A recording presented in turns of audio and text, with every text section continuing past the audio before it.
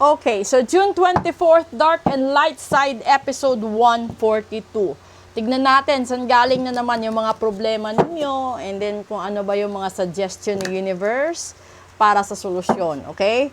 Sa gustong magpa-ritual, magpa-reading ng home service, message lang po kayo para mas convenient po. Depende kasi may mga clients talaga na masyadong busy, hindi na nila kaya. So, kung gusto nyo, one-on-one at ako pupunta dyan, message lang po kayo. Pwede po, okay?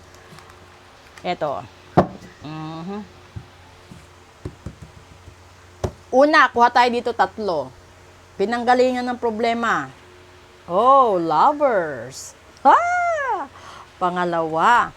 3 of Cups. Diyos ko. Pangatlo. The Sun. Okay. No, di ba? Kasi lumabas yung lovers. So, ibig sabihin, no, yung iba sa inyo, hirap mag-adjust sa mahal ninyo. Kasi yung kasunod dito is the 3 of Cups. Ibig sabihin, a third party. No? Merong third party. Ito yung pinaka-stress ninyo sa buhay. At saka, yung sun, ito yung hinahanap ninyong maliwanag na kasagutan. Diba? So, kalimitan naman talaga sa atin. Kasi yung 3 of Cups is referring din na posible na kilala mo lang yung third party. Posible na katrabaho, kapitbahay, kachat, nasa circle of friends mo. Kaya kahirap siguro hanapin ang katotohanan dahil nasa circle mo lang siya at kabisado ka. Ngayon, dito natin kunin. Ano ba yung solusyon? Dapat ay dalawa talaga. Una, that's the Queen of Wands and then the Chariot. And then yung last card, the 6 of Wands. O, di ba? Most of the time kasi kapag lumabas yung 6 of Wands, which is victory. So, magiging matagumpay ka sa larangan ng isang relasyon, no? Kung tanggap mo na dapat may tapusin at magsimula ka, which is the Chariot.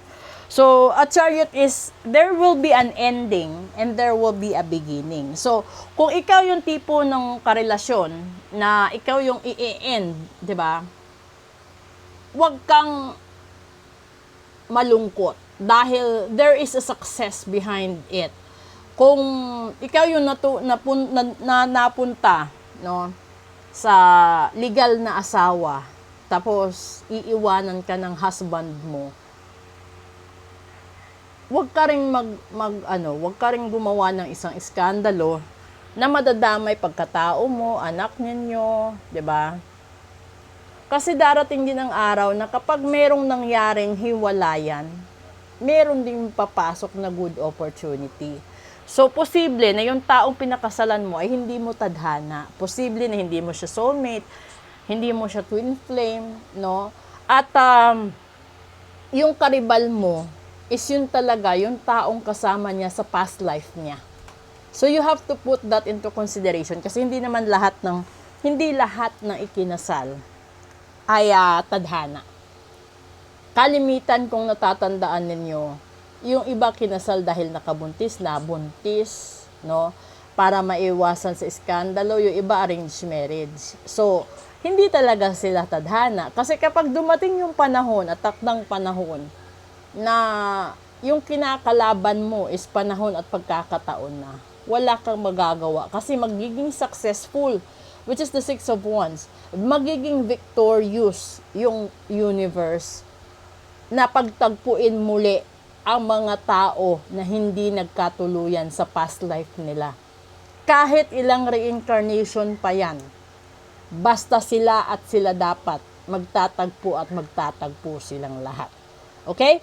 So, sa gustong magpa-reading, magpa-ritual, magpa-cleansing, message lang po kayo. At maraming salamat po. Pasuporta po sa YouTube ko, sa Facebook ko, at sa dito mismo sa TikTok ko. Sa gusto magpa-home service, message niyo lang po ako. And then, kung gusto niyo po i-share ito sa mga tao na dapat matauhan, then do it. At saka sa nag-donate po sa Piso Caravan, maraming salamat po. Sa gustong mag-donate pa, open pa po. And then, ano pa ba? So, gusto magpatanggal ng barang, kulam, sumpa at gayuma, pwede din po tayo dyan. Good evening po sa inyong lahat. Proceed ho tayo sa Real Talk.